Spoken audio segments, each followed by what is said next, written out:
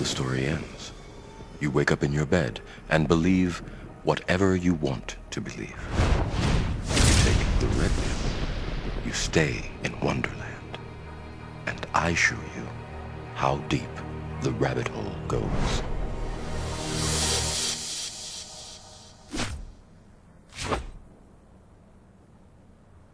Hello everyone and welcome to Mackintosh'S Retro Game Room, the channel that looks at the overrated, the underrated, the unloved and most importantly the most unique offerings from video games past.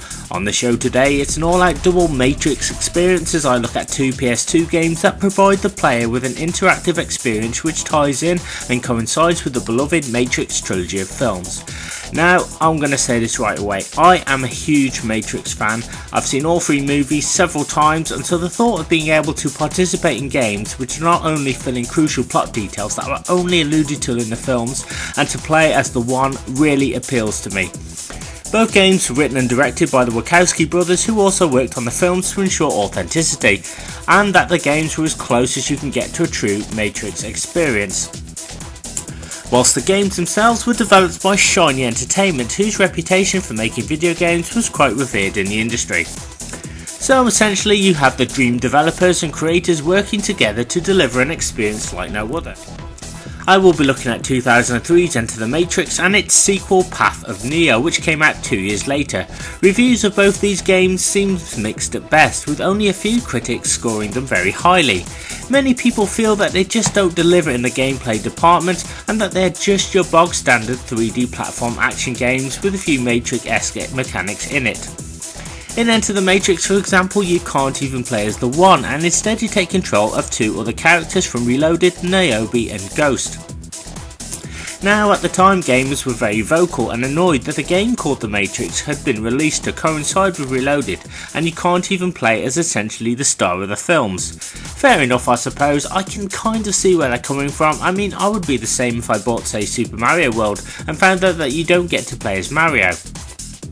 However, despite the 2005 sequel rectifying this, with you finally getting to play out events as Neo from all three movies, it was felt by many that the game underperforms and is just not as good as the actual movies it is based on, whilst others praise it, saying it delivers in spades. So there are a lot of contrasting opinions of both games, and as I like to review video games that garner such a varied reputation, I decided to purchase them, play them both in full, and review them in my game room to see if they are really all that bad, or if they indeed deserve the attention of fans and the Matrix, and also, most importantly, casual gamers.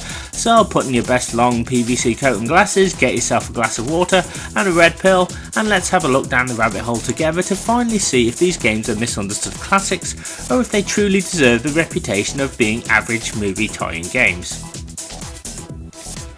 The first game in the series, Enter the Matrix, was released to coincide with The Matrix Reloaded, the second film, which hit cinemas in 2003.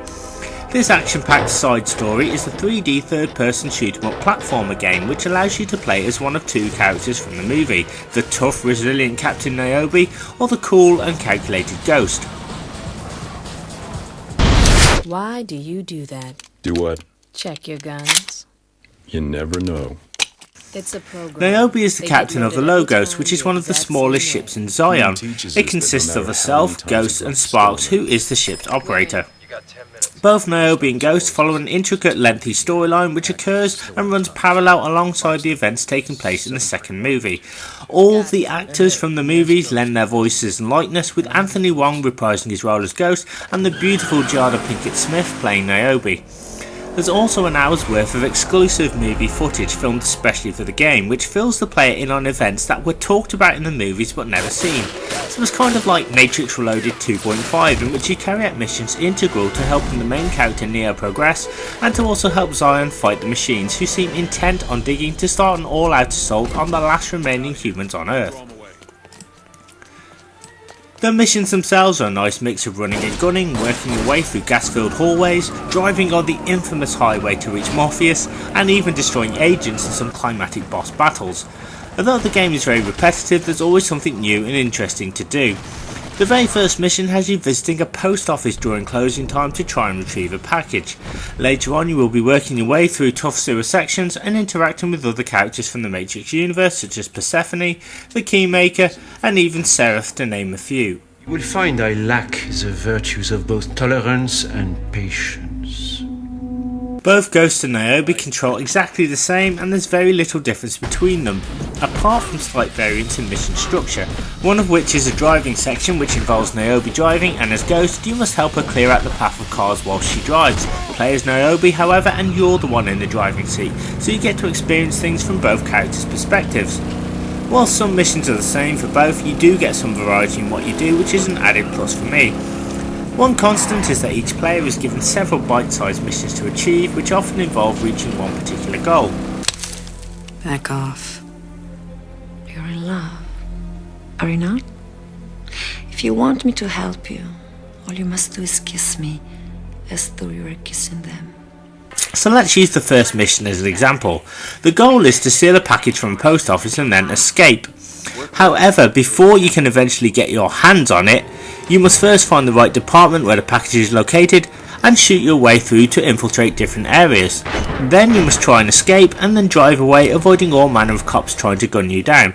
So it's a series of small steps which ultimately lead to a larger objective. The game also allows you to save your progress after each small component is completed, which is extremely handy. Most of the missions themselves are pretty standard and require you to push a switch here or take out enemies there. Some may complain and say this game is too easy or just seems to consist of the same actions, but I really enjoyed the repetitive nature of the game, and blasting baddies had never been so much fun. Both characters have a health bar and can take damage. Where this game differs however is that the health bar on main missions can replenish health, so if you are taking multiple hits from different enemies firing at you and can manage to run away and find some cover or dodge their attacks significantly, the health bar starts to replenish itself. So a lot of this game relies on trial and error and strategy, in which home may be awesome and look so cool, but if there are too many bad guys then it's best to take them out carefully and be to hastily retreat. If your health bar drops too rapidly then you're in trouble, especially if certain mission requirements are required, because you will just not meet them. Should the mission be over then you must try again from the last save point. I should mention however that on boss fights the health bar does not regenerate until the boss has been defeated, which I think was a very good idea. You wouldn't want it too easy now, would you? Niobe and Ghost also have a focus meter which, when activated, allows the action to slow down to bullet time, meaning that they can both pull off some cool matrix moves such as running off walls, performing high kicks, and this means that multiple enemies can be beaten a lot more effectively. Using focus is crucial because some missions require you to jump across large gaps, and a character cannot do this without it. Both Ghost and Niobe can only really do a tiny jump on their own. Once you use it with focus, you can run and jump much higher, which allows you to make more complicated leaps that couldn't be done ordinarily. The focus meter drops the more it is used, and like the health bar, it regenerates itself slowly once it runs out. Your characters will also get to weld some cool weaponry, from your bog standard handguns to SMGs, grenade launchers, crossbows, shotguns and even hand grenades, which require a lot of precision to ensure they don't bounce back and blow up in your face. Although there are times when ammo and weapons get low or run out, there are always enemies nearby to take out or get more. Or if your health bar needs a quick boost, medipacks are scattered all over the game's missions to get you back into the action quickly. Now that, my friends, is very handy. The game itself uses an over-the-shoulder perspective, much like Resident Evil 4 would go on to do, and an auto-aim system to lock onto enemies from a distance, meaning that you can get in multiple hits. As much as I love Enter the Matrix, it does have problems, and quite a few of them I need to address right here, so I would grab myself a cup of tea and sit back, maybe get some earplugs, because I do have a lot to say here. The controls are pretty much straightforward, but may take a little time to adjust and get used to. Often moving Niobe and Ghost can feel a little fiddly, and I did die multiple times because they move a little too quick. This makes it difficult if you're up high, and must be careful not to fall down, as this can cause instant death most of the time. Falling is where this game, pun intended, falls down. Now it is written into video game lore that if you drop down from a huge height in most platform games then you die. I mean, it's that gravity thing, isn't it? What goes up must come down. However, in this game, not always, but sometimes if you try to leap down to the ground, which isn't really that far away, then you die. This annoyed me the most. I mean, most of the leaps you could realistically make in real life. Why should the game fail you for this? So every move has to be thought out and performed carefully. I cannot tell you the amount of times I shouted at the screen. It's not really a huge problem, but one I do feel should have been addressed by the development team at the time. Also, there's one really annoying mission in which Ghost must drive to try to chase a plane in order to get their colleague Axel back. I found this mission to be very poorly designed, as the road is dark, there are stone blocks being dropped from the plane, and stone pillars everywhere, meaning I would crash time and time again and fail the mission. The car handling is just not that good, and I found the road surface to be bumpy, uneven and very confusing. Well, very much like real life, I suppose. So I would lose the mission purely because of the confusing nature of the level. All you hear is Sparks telling you over and over that you must keep up with the plane and that Captain Niobe is on it. But most of the times I did this, and you know what? At times the game still failed me, even though the plane was in sight.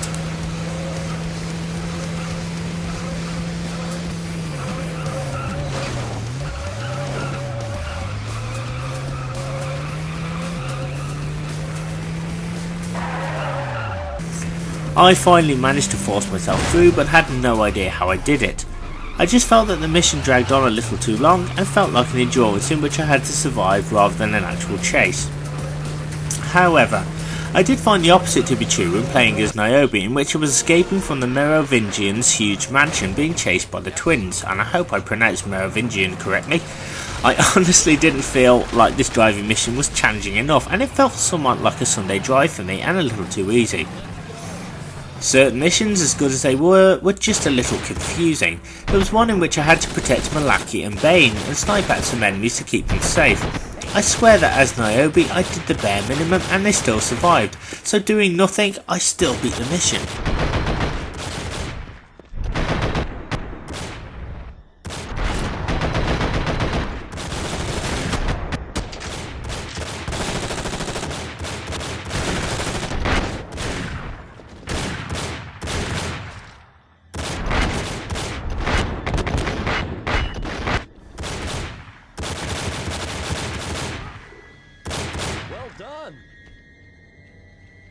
Or check this out, how about Ghost's mission here, where I'm supposed to knock an agent through a computer panel. Well, I knocked him down. There was no cutscene indicating that I did this, but the game just let me beat the mission even though he never went through.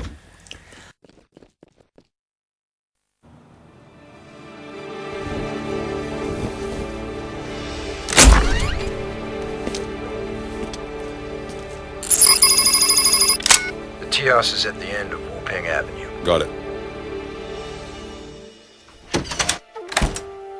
Thank you for coming. The Oracle is waiting for you. I can take you to her. But before I do, let me first apologize For what?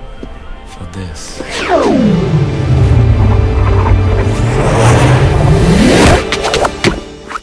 The same to be true here when you have to fight Seraph to get to see the Oracle. I found a bug where I just kept sweeping him down to the ground.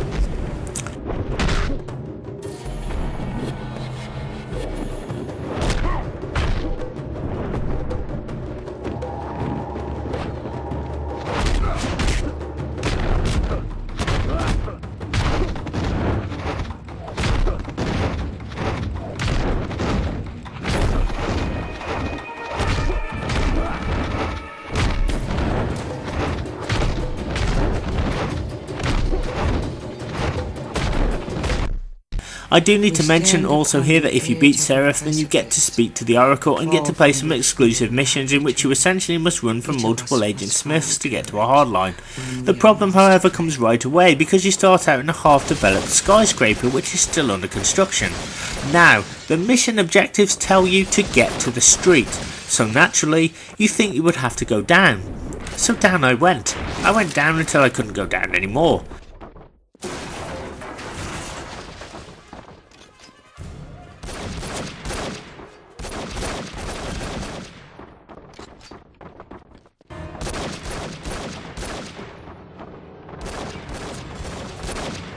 I was so convinced that that was where I had to go that I was looking for doors to stairwells and ramps outside the building. Apparently you must go down a little bit and then go back to the top.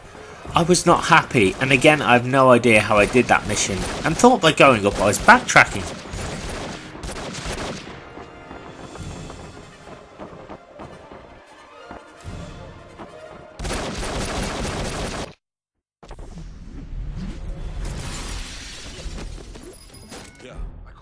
Then the difficulty ramps up even more as you must run from agents to try and get to the hardline located inside a church. Now I have absolutely no problem with challenges in a video game, but the Wachowskis drag this mission out to the point where it just never stops. Yes, you can save your game after every little bit, but it just never ends, and I would fail time and time again because of this non-stop onslaught of agents. I guess, to be fair, they were trying to echo the tension felt by Neo in the movie, but it was a little too frustrating and felt like overkill to me. So this game does have some balancing issues, however they by no means make the game unplayable, and I don't hate the game for these issues. I just wish that more thought had been put into making these sections a little bit more fair, balanced and enjoyable, and some of the driving sections of course not so cruel. Now let's skip to the good bit. I loved the acting and the exclusive FMVs and cutscenes the game has. It has the music from the movies, and it was the first movie tie-in game where I felt like I was a character in a movie, and that had never happened before. The storyline is carried out perfectly and is just as gripping and intense as any of the Matrix films in my opinion. This feels like a real Matrix interactive experience. Captain. After you.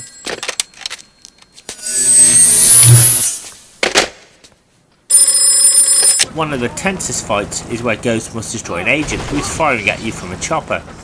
At first this battle can seem overwhelming and unfair with the chopper appearing at different viewpoints, but I was able to take it down after several multiple attempts, and this feeling never felt so good. What an adrenaline rush.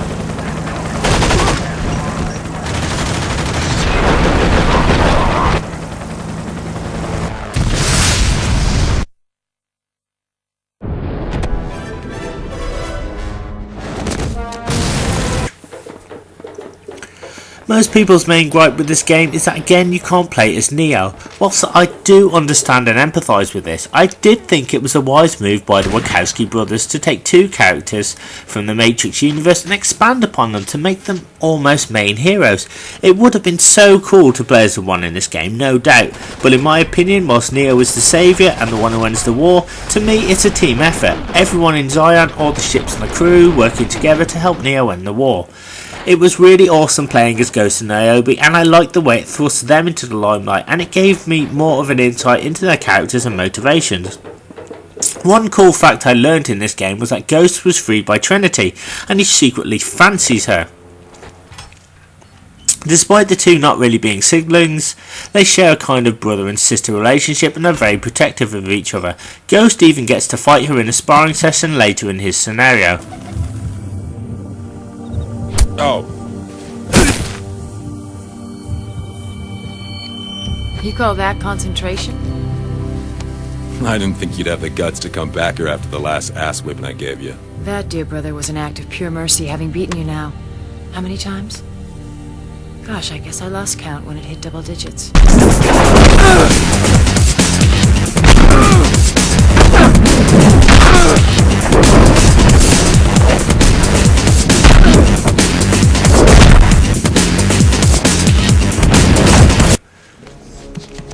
Both Ghost and Niobe also get to interact with many of the characters from Reloaded, and it shows that hey, Neo may be the one, but the war was raging on before he was released, meaning Ghost, Niobe, Morpheus, Trinity etc. have been fighting this war for years.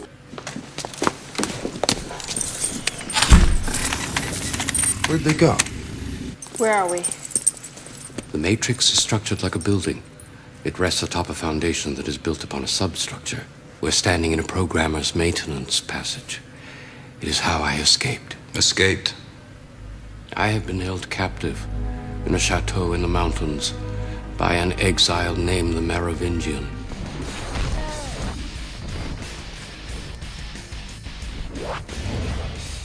I actually found it to be really exciting to be playing through this other storyline taking place alongside Reloaded, which helps shape events and fill in plot details. The music, sound effects and graphics are all excellent, well detailed, and it's clear that a lot of time and effort has gone into them.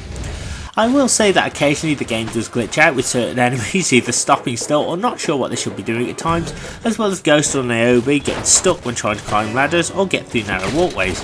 These little things really should have been sorted out, but I do believe that this game was rushed out in a hurry to try and coincide with the release of the second movie.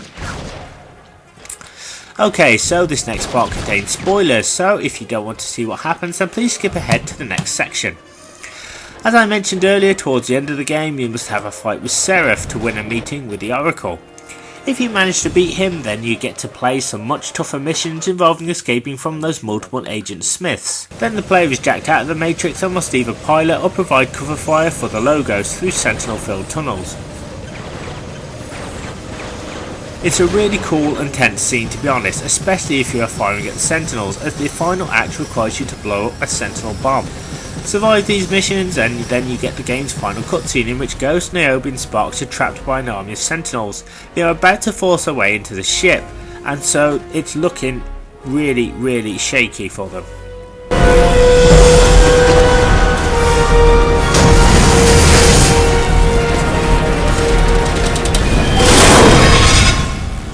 Sparks, charge the EMP. EMP. Armed and ready. How long do we have?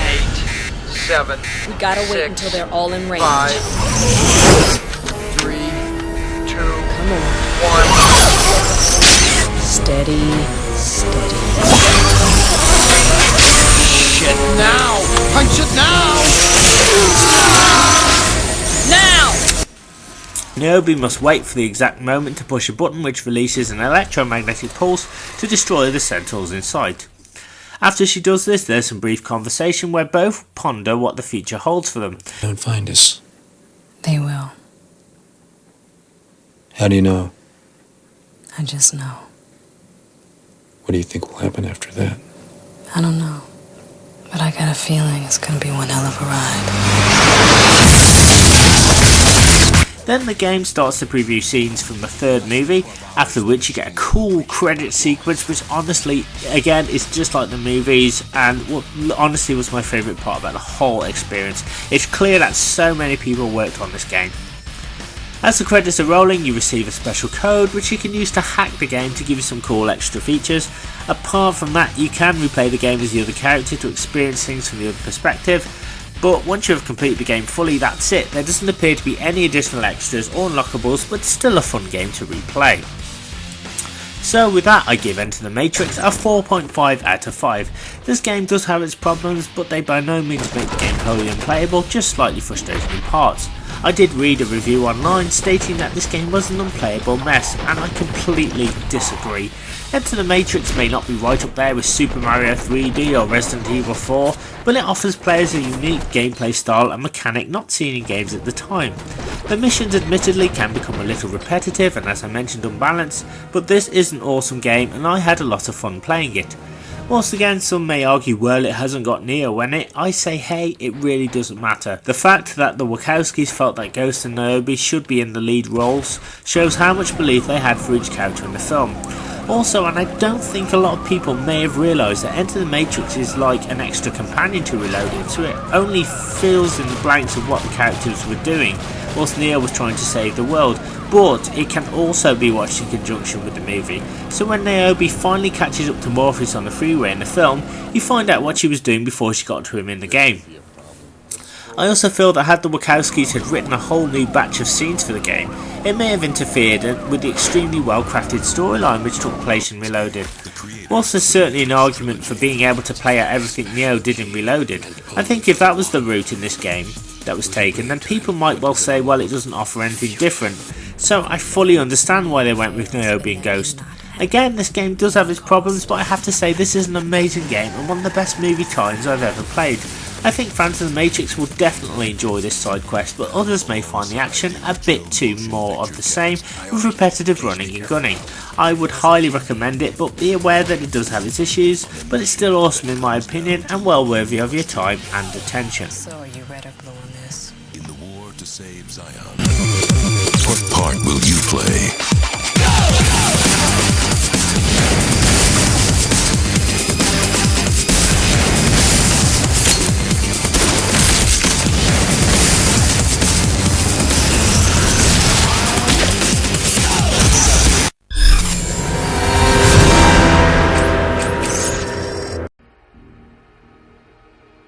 Now it's time for the next Matrix game, which was released in 2005. The Matrix Path of Neo was once again developed by Shiny Entertainment and written and directed by the Wachowskis. This was the game that Matrix fans had been waiting for, a game that puts the player firmly into the shoes of Thomas Anderson himself, aka Neo, and allows you to take him on a journey through the entire Matrix saga to fulfill his mission as the saviour of all mankind. The further that Neo gets on this path of destiny, the more powerful he will become, and the more moves and abilities he will be able to unlock. The game again follows the direction of all three movies, but throws in a lot of surprises to keep the player guessing by introducing some more varied gameplay. Now, I was under the impression that the path of Neo would be just like Enter the Matrix, in which Neo essentially would have the same mission structures, kill this, blow this up, etc. However, I was pleasantly surprised to find that there was quite a lot of variety in the first quarter of the game, with Neo getting to blow up walls with his buddies, running from agents in an alternate storyline after they are found in the walls, and being chased by Smith relentlessly through the latter stages of the streets before their epic showdown in the subway. Reloaded, however, changes things up, with Neo having gained in strength and power, and he can pretty much handle almost anything at this point. Rather than repeat themselves though, developers Shiny had Neo be able to choose which mission he would like to play first, which was an especially nice touch, as I'd really thought nothing more about this game could impress me. Whilst the final section, Revolutions, is the final confrontation, mono in mono, Smith vs Neo in an epic showdown. So for this review, I figured I would talk about each of the three sections that make up the full game in turn, whilst analysing what I thought about each one. After this, I'll take a look at the graphics, music, gameplay, etc. and see just what is under the bonnet in this game, and whether it eclipses Enter the Matrix or if it is just more the same with a few fancy options. Mr. Anderson, I've been looking for you.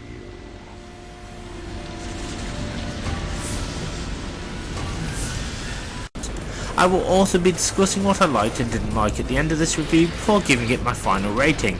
So let's jack back in and see if the path of Neo can surpass Enter the Matrix. I will be playing this game on the hardest mode, which is Master, because I wanted to get a full, tough experience. Remember the beginning of the first movie where Neo was fast asleep? Well, the Wachowskis decided to add in just what he was dreaming about. You actually get to play out Neo's dream, which is also a premonition in which you are in the lobby of the building about to rescue Morpheus. It is here that you can take down multiple baddies, use bullet time to dodge bullets, and generally indulge in some Matrix-esque gameplay right away. The dream goes on until Neo loses all his health and then he wakes up suddenly. As the game progresses, you get various clips from the movie which helps familiarise the player with what is happening. You will then thrust into the first main mission, which involves trying to guide Neo from his workplace atop a high-rise building to the ground below, avoiding a running from agents and police officers. It is pretty cool, and I think there was definitely some Solid Snake influences here, as you have to use stealth to ensure Neo is not seen or captured before a frantic race to the roof ensues to try and get to the ground.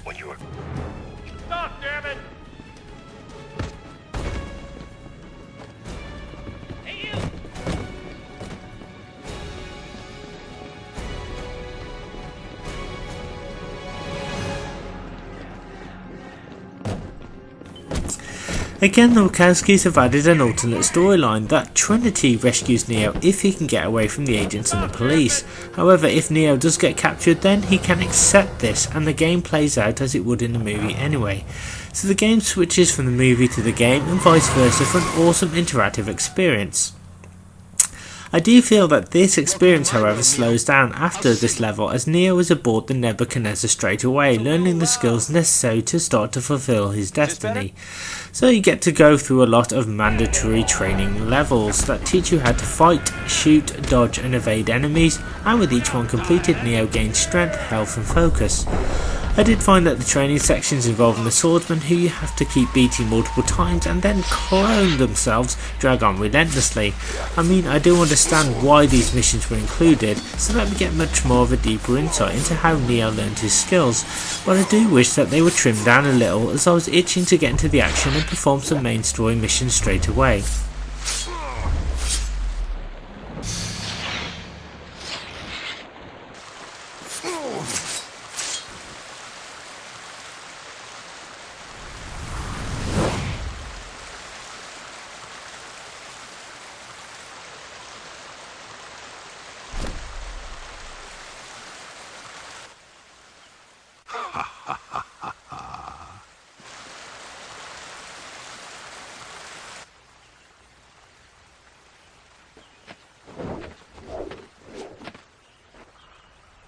Still, at least I was prepared when I did, I suppose, as the rescuing Morpheus mission is extended with a regenerating agent who just keeps respawning, as well as tons of SWAT guys to try to take down.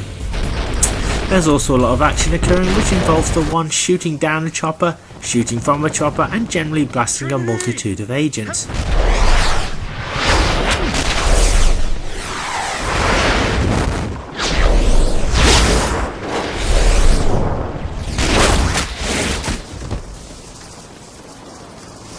Only human. We don't need this.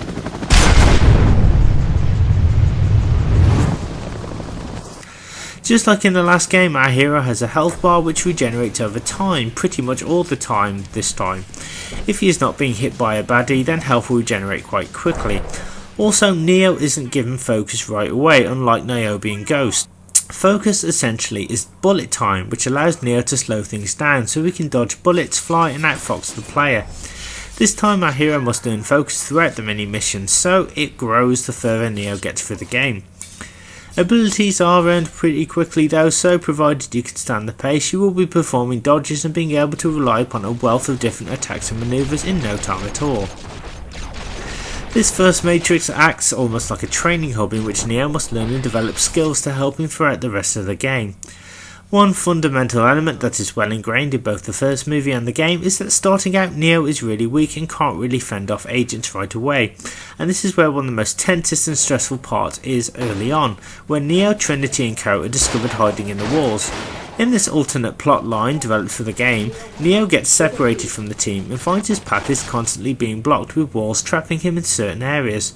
After taking out several enemies, he catches up with his comrades only to find that a lone agent drops down on a small platform.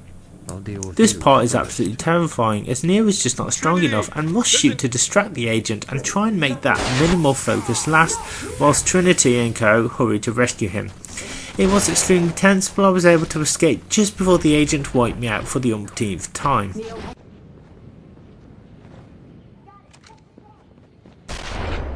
We're setting the charge. Stay away from the wall.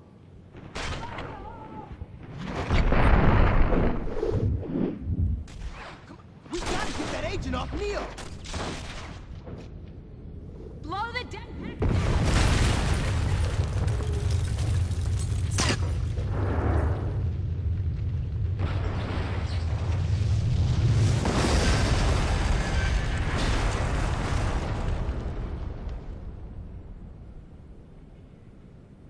Well, all right. I guess you do know Kung Fu. I can't believe we made it out of there. Good work. Let's hope we don't run into any more agents. It's quite a contrast to later on, as once Neo gets stronger, he can defeat agents in the blink of an eye, which I really liked. I also really enjoyed the alternate end sequences where Neo is being hunted down and chased by Smith and must work out how to defeat him and escape. No matter how challenging it gets, eventually you will work out how to win. I have to say also that I had moments of did I just do that, as I guided Neo to jump on a flatbed train and guide him through an apartment whilst being chased by Smith.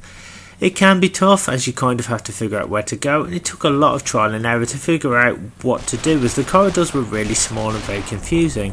Still, I was exceptionally wowed by what I had to do, and this has never really happened to me in any other movie tie-in game.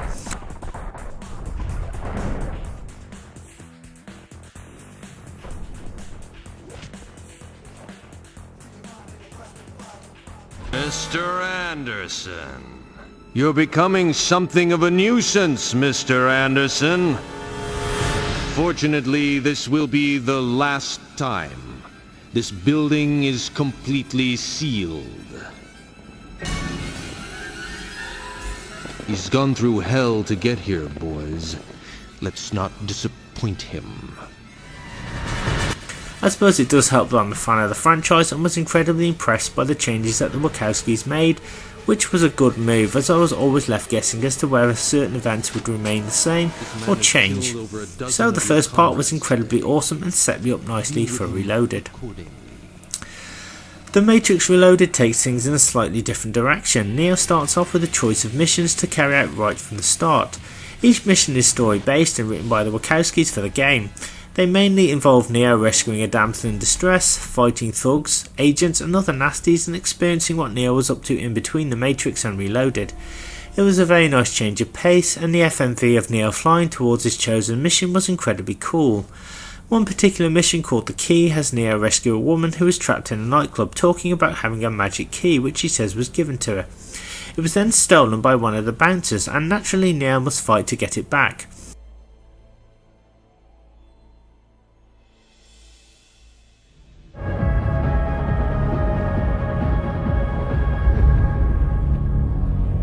So, you ready to get out of here? Look, I don't know what I did wrong. Please, give me my key back and let me leave. Key? What key? You mean you're not from the club? My words when playing this mission was, "This is freaking amazing." Taking out bouncers without using guns and then finding out that the key you find opens to that pristine white corridor featured in the movie was awesome. Or how about being able to have a shootout with agents in a library defending a librarian? Well, now you can. There's this poor librarian with OCD tendencies, and she notices that a certain book in a perfectly ordered shelf is glitching out, and because of this, agents rush to try and silence her. Neo must defeat them and help this woman survive the onslaught. But just when you think, hang on, is that all? Neo just flying around rescuing babes? Well, you can play a mission to help Captain Roland, who is being overrun with baddies in a large factory. Neo must destroy a section of a platform to block a door where SWAT team members keep respawning, and then use a crane to help the stressed out captain get to the upper level. So it's really nice to see again some characters from Reloaded returning, and much like Enter the Matrix, allows you to see some characters in action. You even get to help out Captain Niobe, who like Roland is trapped by SWAT guys and some agents here. I blew the door behind me. Then these guys came out of nowhere. We have to go back the way you came in, alright? Let's go. Look out! It's a closed system, Mr. Anderson. There's nowhere you can go where we can't follow.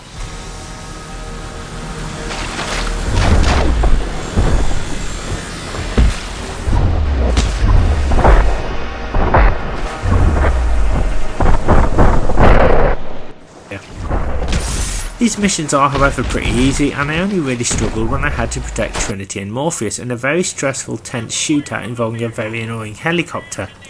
I did die a few times, but I was able to prevail after a few tries. I really thought these missions were cool, and I do kind of wish that each mission in Reloaded was like this. For some reason certain missions after and between these selectable stages don't do this, but it was still pretty damn good.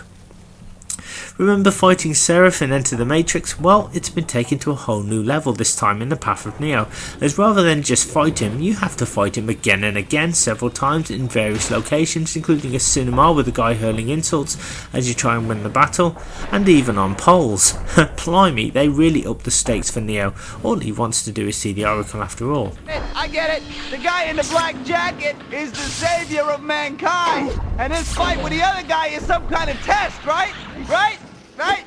Nah, too far-fetched. Oh, hey, you're making me miss this scene.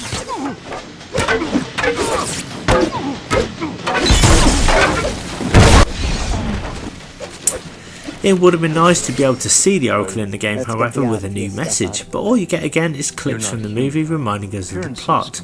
So things whiz by at a rapid pace, and one mission that is insanely annoying is the Merovingian's mansion.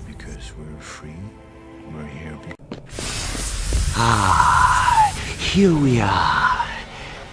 As I said, let us find out where this goes. Let us see if the pawn can reach the far side of the board and save his friends. The other pieces in this grand game. There is a brand new storyline in which Neo is trapped by the maniacal Frenchman and must work his way through 3 doors, which each lead to some pretty tough challenges. The first door is a twisted upside down and inside out glitched area in space. Naturally, right? Neo must fly, climb and jump his way to find the correct doors, which lead him all around this twisted mess of a room and eventually to the exit. It's highly annoying because I had no idea where I was going or what was going on and would fall and get sucked into space multiple times. After this, I then had to go on to fight some giant red ants whilst trying to rescue yet another damsel in distress. It was really frustrating as I just wanted to get back to some familiar gameplay, so I expect to die here a few times. I suppose the only consolation is that at least when you die you respawn from the last door you opened, so it's not all bad, just very tedious.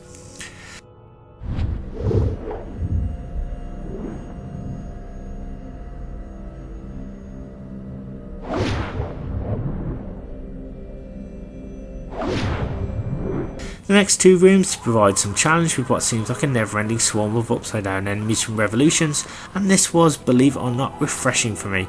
Trust me, I'd rather have my feet on the ground than in a twisted room.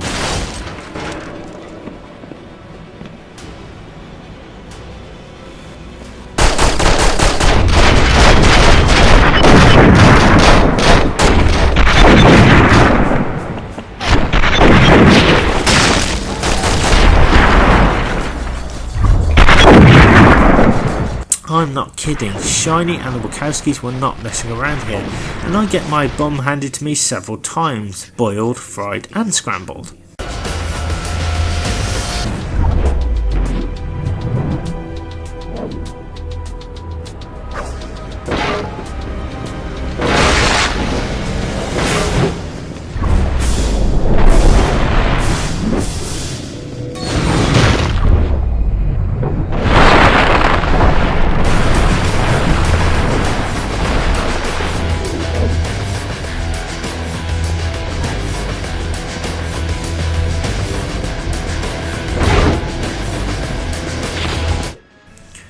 After this comes yet more plot changes involving Neo, Morpheus and the Keymaker, as Neo must find and protect the Keymaker from the clutches of these multiple agent Smiths.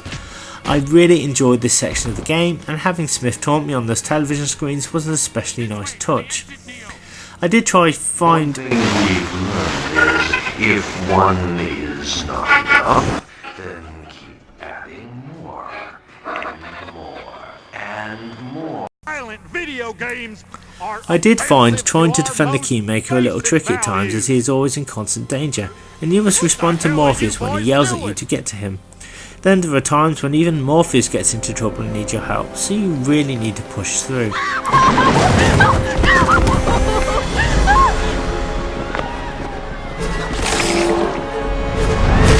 don't have time for this.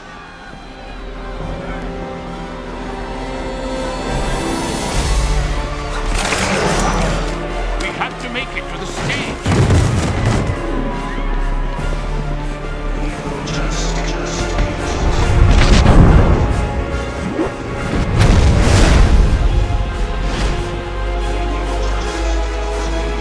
Mr. Anderson, there is nowhere to escape us now.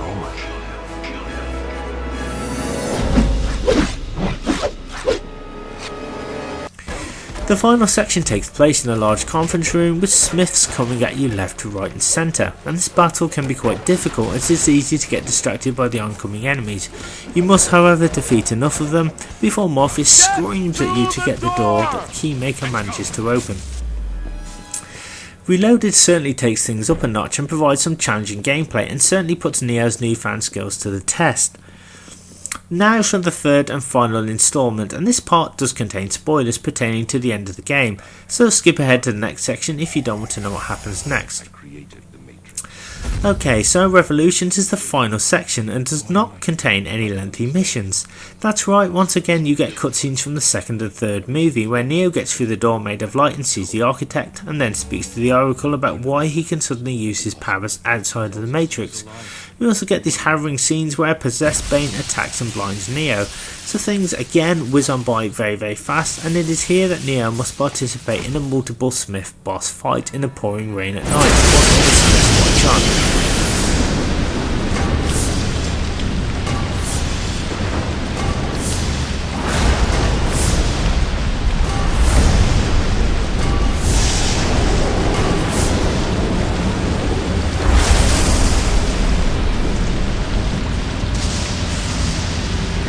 Mr. Anderson, I've been looking for you.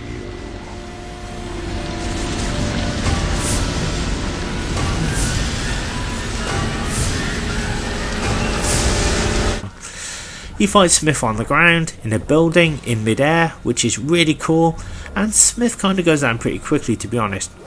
One of my favourite parts is when either you or him get knocked into other Smiths and they push you both back into battle.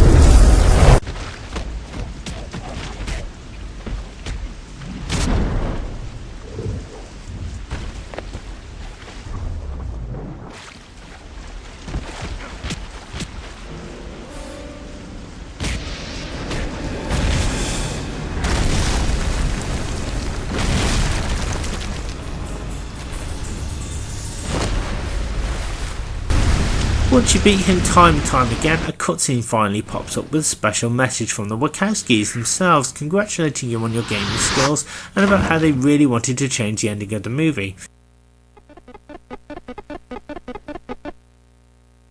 Hi, I'm Andy Wachowski. And I'm Larry Wachowski. Or rather, these are the digital projections of our mental selves. First of all, congrats on reaching the final stage of this game. Then they introduce you to one of the coolest bosses ever created in a video game, a giant Mecha Smith, who is really pissed and decides to batter Neo to death in an epic final climatic confrontation.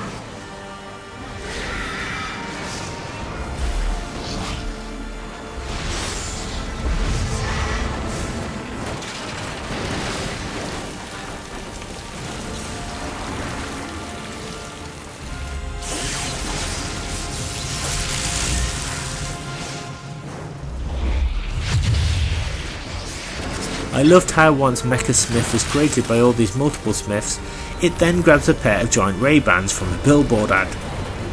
I did find this battle to be very difficult, as it starts out with Neo floating in the air and he must try and avoid Smith's fists of furies and swipe attacks.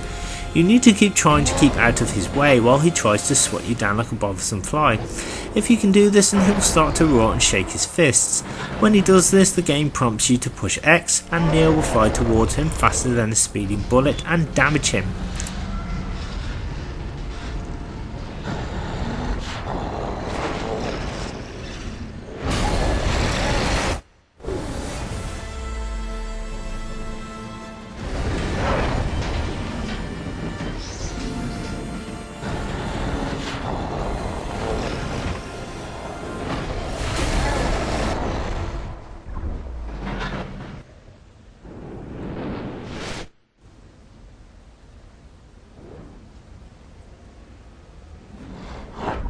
Now if Smith hits you hard enough, then Neo lands on the ground and must survive a barrage of projectiles and other Agent Smiths being thrown at him.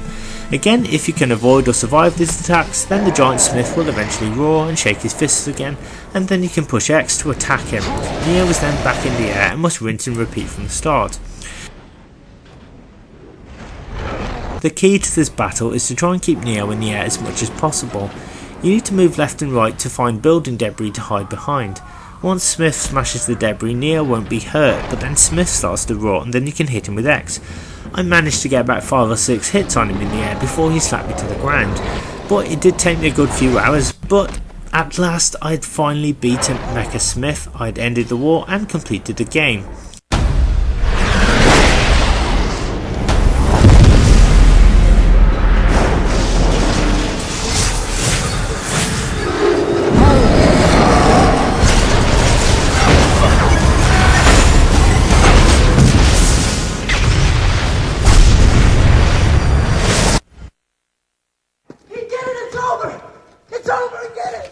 Now the ending is pretty much the same as Revolutions, and there wasn't really anything different apart from the Mecha Smith. You do get Queen's We Are the Champions playing over the ending, which is pretty good, before the game then shows you a lengthy credits screen.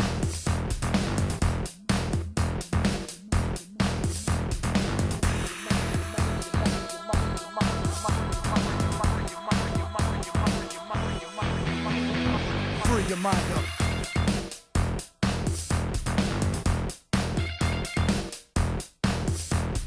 Free your mind up.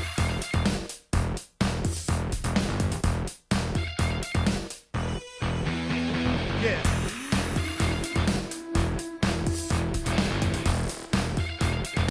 After this is over, you now have access to a cheats menu which allows you to play the game with infinite ammo or health and all the best weapons, so at least the next game will tip the odds firmly in your favour. Apart from that, there are unlockable extras you can watch, but there are no extra missions to play, and I suppose you can go back and replay ones you have already done to see if you can do better later on. But apart from that, that's it, the game completed. So what do I think of the game? So let's start off with the good aspects first. The graphics are just amazing and a real step up from Enter the Matrix. Everything looks extremely well polished, and in-game cutscenes show off a surprising amount of detail. I particularly enjoyed the stages where Neo's route was blocked off by walls trying to hinder his progress, and fighting alongside Trinity to try and rescue Morpheus. I was so immersed in this game and could not believe how good everything looked. Neo moved a lot easier than Ghost or Niobe ever did, and his attacks, moves and manoeuvres are so fluid, and there are more of them in this game than ever before, with Neo being able to select which moves he wants to upgrade in between missions. So you can really take the time to strengthen Neo's attacks, or even allow him to revive himself when he has lost all of his health. You will find pretty much almost the main locations from the 3 movies here, minus the freeway, which I couldn't understand why it was not included. And although I didn't like the Merovingian's mansion, it was at least well detailed, and the developers really made it look just like the movie. The music and sound effects are all awesome naturally, and add to the authenticity of the game. Hearing familiar musical cues as I was about to do a spectacular stunt or action was pretty cool, and again I felt like I was Neo, and I never really felt a connection that deep with any video game character I'd ever played before. Again, I am a huge fan of the Matrix, so I guess I could identify with the main character, and seeing him become stronger from start to finish was incredible. The gameplay is very similar to Enter the Matrix, with Neo having to run and gun, take down SWAT members, fight agents, etc. However, the difference here is that there are tons of varied fights and multiple ways to defeat baddies. So although some fights were kind of repetitive, I was never bored because each mission was at least challenging and different enough to hold my interest. This game really pushes you to believe in Neo. As I mentioned at the start of the game, Neo is weak, and the game throws what seems like insurmountable obstacles at him and says, come on, you can do it. So when you finally get through these earlier challenges, you feel like you have achieved something, and you even get rewarded with an upgrade also. I enjoyed the reloaded sections, with Neo being able to select his path throughout the game via different missions, and watching him fly towards his destination again was amazing. It was a refreshing change of pace, as after playing for the Matrix I kind of thought I'd seen it all. Okay, so as much as I enjoyed this game, there were some things that I didn't like. I did find the Nebuchadnezzar missions to be a little long and boring, and I do understand that they were designed for Neo to level up and be powerful, but it just seemed like one after the other, and I just found it really dull. Whilst it was cool to be able to fight Morpheus in the dojo, the others were, again, I'm going to use that word again, just a little bit flat, dull and uninspiring, if I'm honest. It did feel like I had to drag Neo through them, if I'm honest. I again also hated the Merovingian's 3 rooms in his mansion. The glitch buggy room was just extremely frustrating for me, and I kept failing time and time again. I kind of lost my enthusiasm at this stage. I couldn't understand why it was included and why it was so difficult. Okay, in this defense I suppose it was different, but I don't think the game would have suffered too much without it.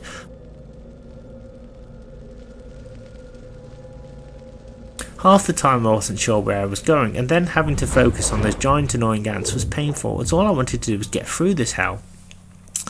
The game also has none of the original cast back to lend their voices apart from Lawrence Fishburne, who reprises his role as Morpheus, so everyone including Neo are voiced by different voice actors. It's a little disheartening to be honest, as I'm so used to hearing those characters' voices.